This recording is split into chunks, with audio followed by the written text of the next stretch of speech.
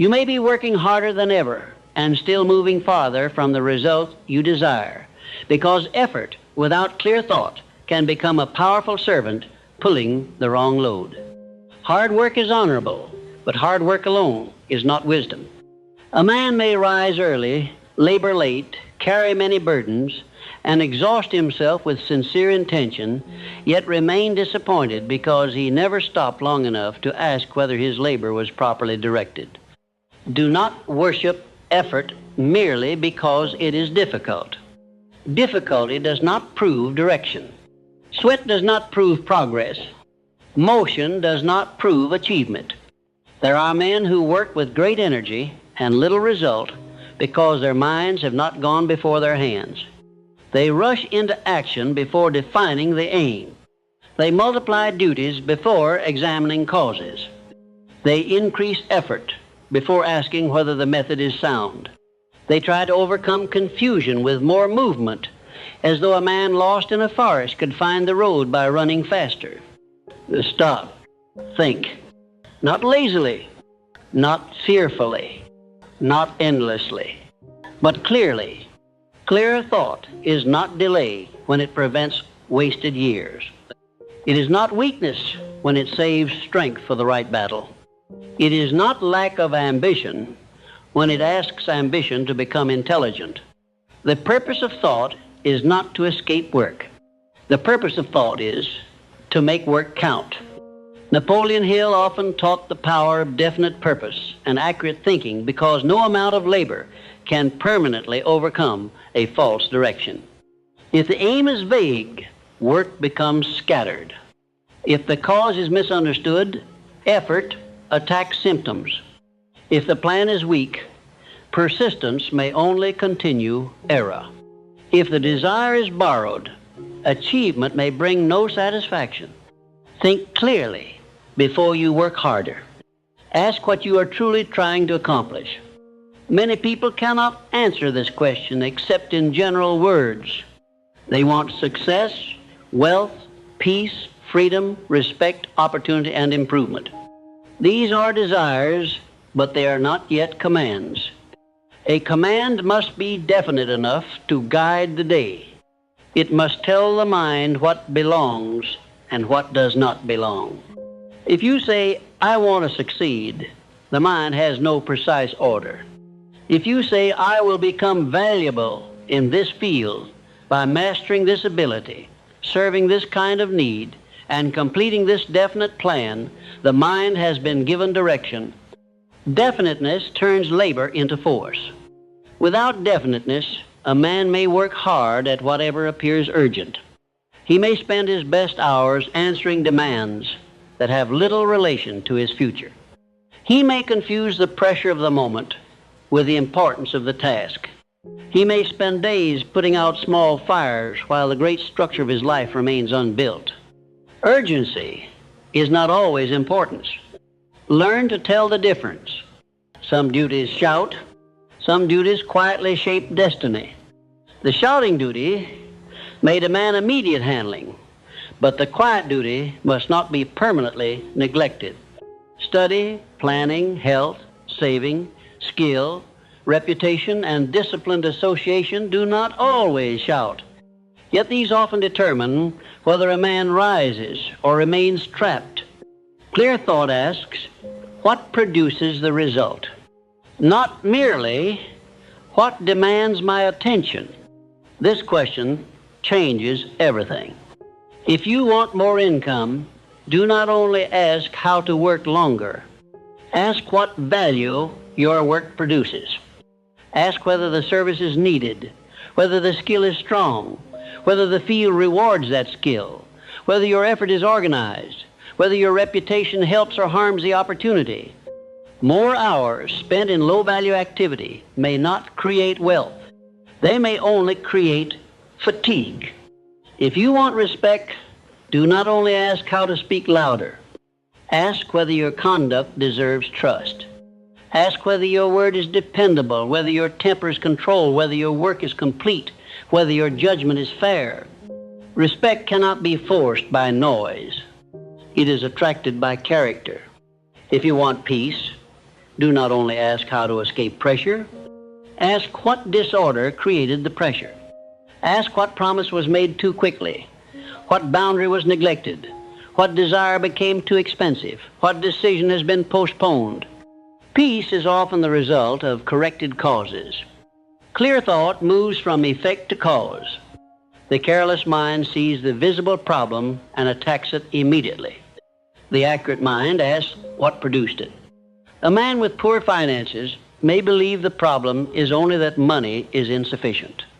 But perhaps the deeper cause is lack of specialized value, careless spending, weak planning, poor association, debt born from vanity, or a habit of delaying hard decisions. If he works harder without discovering the cause, he may earn more and remain poor. Another man may believe he has a problem with opportunity.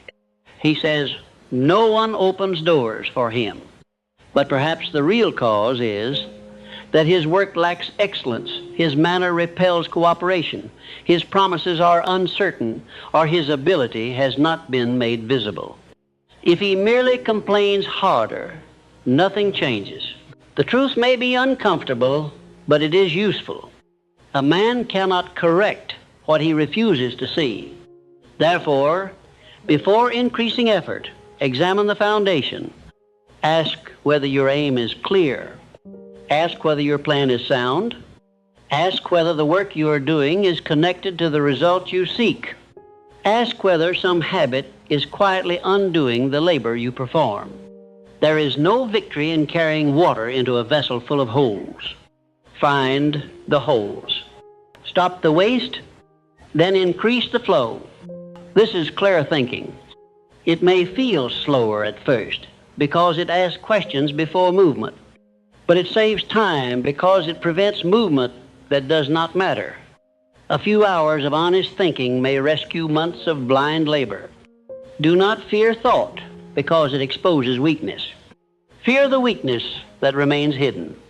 When clear thought reveals that a plan is poor, do not defend the plan merely because it is yours. Pride is a costly advisor. It causes a man to continue in error so he may avoid admitting that his judgment was incomplete.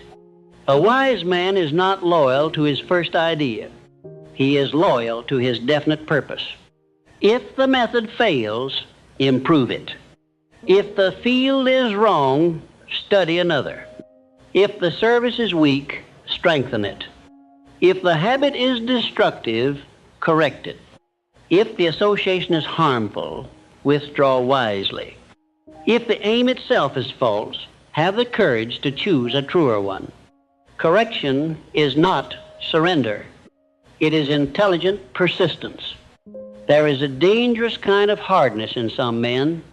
They believe that if they push longer, endure more, and refuse every adjustment, they are showing strength. Sometimes they are only showing attachment to error.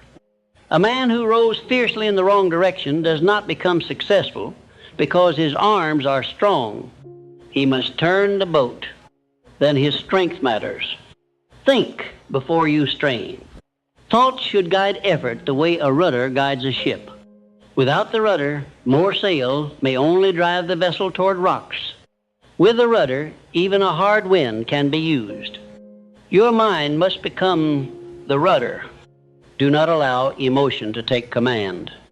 Fear may tell you to work harder because you are terrified of falling behind. Envy may tell you to work harder because another man has advanced. Anger may tell you to work harder because you want to prove someone wrong. Shame may tell you to work harder because you feel unworthy at rest. These emotions can create energy, but they do not guarantee wisdom. Work born from fear often becomes frantic. Work born from envy often becomes imitation.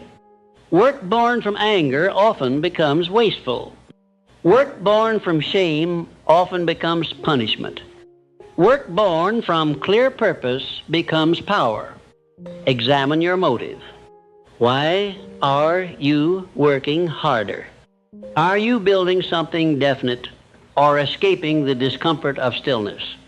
Are you improving value or trying to silence inner accusation? Are you serving a chosen aim or competing with appearances? The same labor can produce different results depending upon the motive behind it. A man who works to serve becomes attentive to value. A man who works to impress becomes attentive to appearance. A man who works from fear becomes attentive to danger. A man who works from purpose becomes attentive to progress. Choose purpose.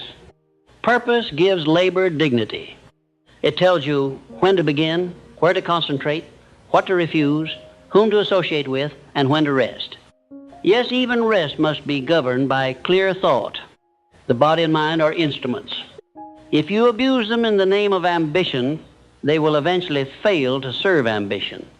Hard work does not require self-destruction. It requires intelligent expenditure of strength. There is a time to labor intensely. There is also a time to study, plan, recover, and sharpen the tool. A dull axe swung harder may tire the woodsman more than it cuts the tree. The wise man pauses long enough to sharpen the edge. Thinking is the sharpening. Planning is the sharpening. Learning is the sharpening. Measuring results is the sharpening. Correcting errors is the sharpening. Do not be ashamed to sharpen. Some men call reflection idleness because they do not know how to think productively. Their minds, when still, drift into worry. Productive thought is different. It is deliberate. It asks definite questions and seeks useful answers. What result do I seek? What cause produces that result? What action strengthens the cause? What habit weakens it? What must be learned? What must be stopped? What must be measured? What must be done today? These questions are not dreams. They are tools. Use them. Write the answers if necessary. A problem left only in the mind may appear larger and more confused than it truly is. Written plainly, it begins to reveal shape. You can see what is fact and what is feeling. You can see what is known and what is assumed. You can see what can be acted upon now. Clarity loves paper. Confusion loves fog. Bring the problem out of fog. Once the facts are visible, decide. Do not let thinking become another hiding place. Some men avoid work through action that is scattered. Others avoid work through analysis that never ends. Clear thought must lead to definite action, or it becomes a refined form of delay. The order is this: think clearly, decide firmly, act steadily, measure honestly, correct quickly, continue. Miss one step and the plan weakens. If you act without thinking, you waste strength. If you think without deciding, you waste time. If you decide without acting, you waste will. If you act without measuring, you repeat error. If you measure without correcting, you collect facts without wisdom. If you correct without continuing, you never allow improvement to compound. The whole chain is needed. Start with thought, then move. The man who thinks clearly before working harder may discover that he does not need more labor in every direction. He may need less labor in the wrong direction and more in the right one. He may need to stop doing 10 small things so one important thing can receive full force. He may need to abandon a habit that has been stealing the fruits of his work. He may need to improve the quality of service rather than merely increase the quantity of effort. This discovery can feel severe because it removes excuses. It is easier to say, "I am doing all I can," than to admit, "I have not been doing the right things." But the second statement contains more hope. If the problem is direction, direction can be changed. If the problem is method, method can be improved. If the problem is habit, habit can be retrained. Hope begins where command returns, and clear thought returns command. Do not fear the truth that your labor has been poorly organized. Fear only the refusal to reorganize it. A year can be redeemed by one honest decision followed by disciplined action. A condition can change when the mind stops defending confusion and begins governing effort. So before you ask life for more strength, ask whether the strength already given is being used wisely. Before you demand more opportunity, ask whether the opportunities already near you have been recognized. Before you add more hours, ask whether the present hours are serving a definite purpose. Think clearly. Then work harder where harder work will matter. This is the beginning of intelligent achievement. But once a man has seen that effort must be governed by thought, he must next examine the hidden causes that make him choose wrong work in the first place. Fear of the important task, attraction to easy motion, loyalty to old habits, and the dangerous comfort of being busy without being effective has ruined more plans than idleness. Idleness is easily condemned. A man knows when he has done nothing, but busyness can deceive him because it gives fatigue the appearance of progress. He feels tired, therefore he believes he has been faithful. He has moved all day, therefore he believes he has advanced. He has carried burdens, answered demands, and performed many acts. Therefore he assumes the day has served his purpose. But fatigue is not evidence of wisdom. A mule may carry a heavy load in a circle and return at evening to the place where it began. The load was real. The effort was real. The weariness was real. Only the progress was missing. You must examine whether your work is moving in a straight line toward a definite result, or whether it is merely circling familiar ground. This requires honesty because ineffective busyness often protects a man from the important task. The important task may be uncertain, difficult, and capable of exposing weakness. It may require a decision. It may require study. It may require courage. It may require speaking to someone whose answer may not please you. It may require completing a piece of work that can finally be judged. So the mind escapes into lesser duties. It arranges what does not need arranging. It repeats what is already sufficient. It studies what does not need immediate study. It attends to small concerns while the central matter waits untouched. At the end of the day, the man can say he worked hard, and this statement protects him from admitting that he avoided the work that mattered most. Do not let lesser work become a hiding place. There is always something easier than the essential duty. There is always a task that feels useful but carries little consequence. There is always an errand, a correction, an improvement, or an obligation that can be placed before the difficult action. Clear thought asks, what am I avoiding by doing this? That question may reveal more than a whole season of labor. Perhaps you are avoiding the study that would expose how much you do not know. Perhaps you are avoiding the offer that might be rejected. Perhaps you are avoiding the accounting that would reveal disorder. Perhaps you are avoiding the decision that would end a comfortable uncertainty. Perhaps you are avoiding the discipline of one definite purpose because scattered work allows you to feel important without being tested. Avoidance often wears the clothing of responsibility. Remove the disguise. A man must learn to identify the work that has leverage. Leverage means that one action, one decision, one correction, or one improvement can change many results at once. The ordinary mind treats all duties as equal. The clear mind searches for the cause that governs many effects. If finances are weak, the leverage point may not be longer hours alone. It may be a higher value skill, a clearer offer, stricter control of spending, or a better field of service.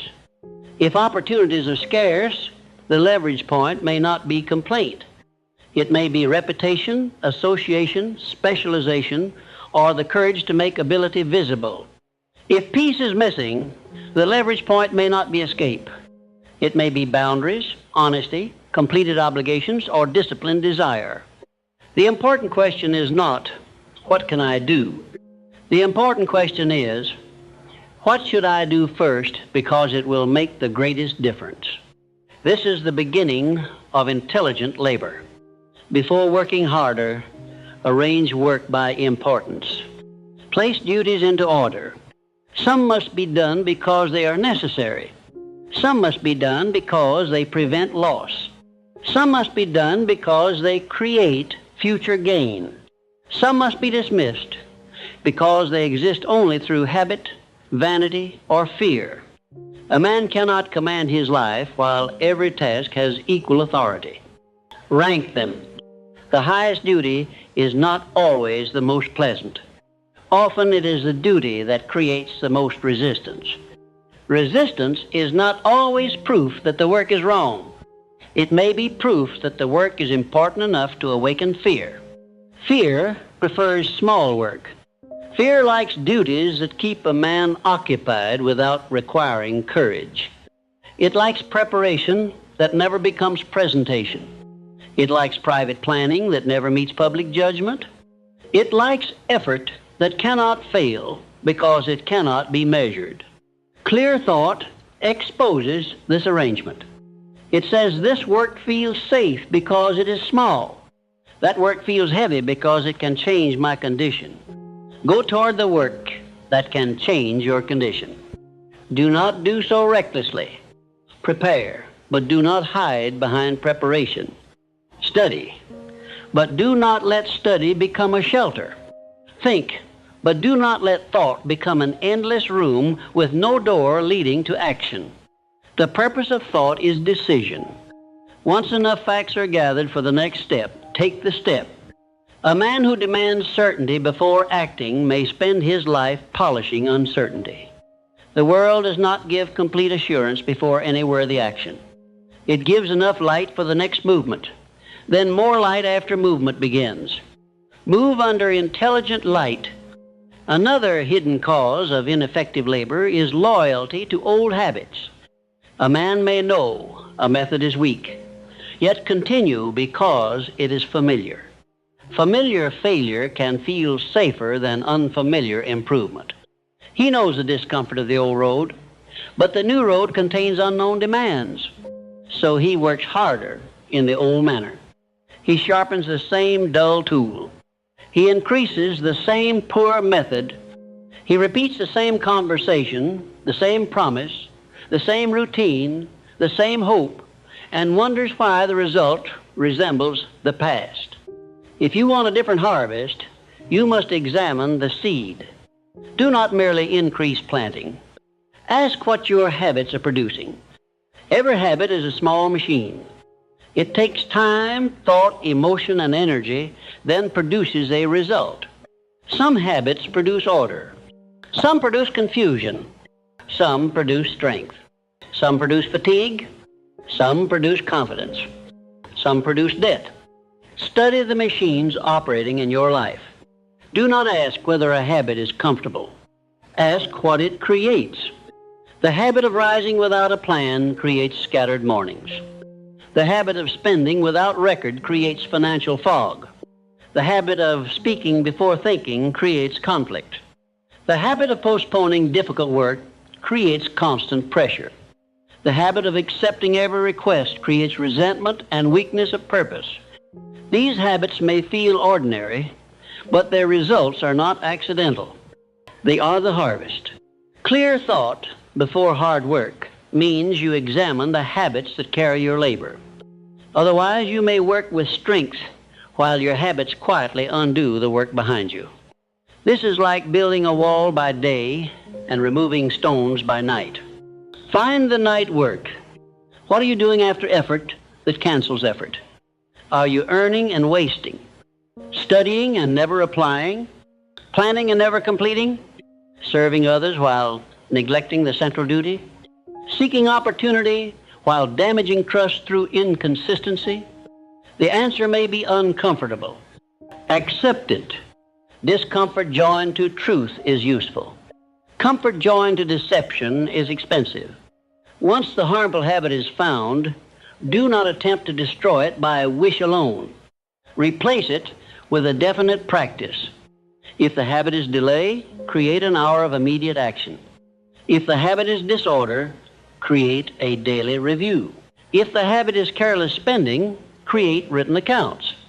If the habit is emotional speech, create the discipline of pause before response. A habit leaves only when a stronger command enters. Do not rely upon mood. Create structure. Structure saves willpower by appointing conduct before emotion argues. The man who waits to feel discipline must fight the same battle daily. The man who has structure reduces the number of battles. The hour has been chosen. The duty has been named. The standard has been set. The record will be examined. This is not bondage. It is freedom from repeated confusion. Many men dislike structure because they mistake it for limitation. But limitation in the right place creates power. A river becomes forceful because banks confine it. Steam becomes power because it is contained and directed. Human effort becomes achievement when purpose gives it boundary. Clear thought builds the banks. Hard work then becomes the river. Another cause of wasted labor is the desire to please everyone. A man may work himself into exhaustion because he cannot endure another person's disappointment. He accepts too many duties, carries too many burdens, and says yes when his purpose demands no. He calls this kindness, but often it is fear of disapproval. Kindness without judgment becomes weakness. You are not required to give your life to every demand. You are required to serve according to purpose, principle, and capacity. The clear mind understands that every yes is also a no. When you say yes to a lesser demand, you may be saying no to the work that could build your future, protect your family, strengthen your character, or increase your usefulness. Do not spend your best strength purchasing temporary approval. Approval is a poor wage for a wasted life. Learn to refuse with dignity. You do not need bitterness. You do not need long explanation.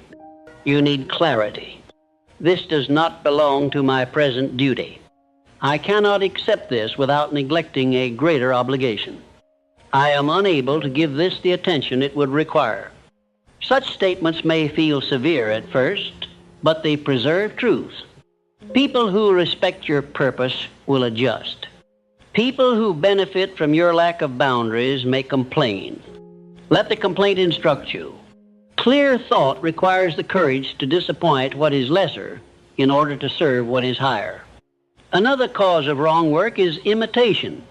A man sees another man prosper and immediately begins copying the outward activity. He does not know the causes beneath that prosperity. He does not know the preparation, the feel, the timing, the association, the capital, the temperament, or the hidden cost. He sees the visible method and rushes to work harder at imitation. This is dangerous. The method that fits one man's purpose may not fit another man's ability. The road that rewarded one man may be crowded by the time another arrives. The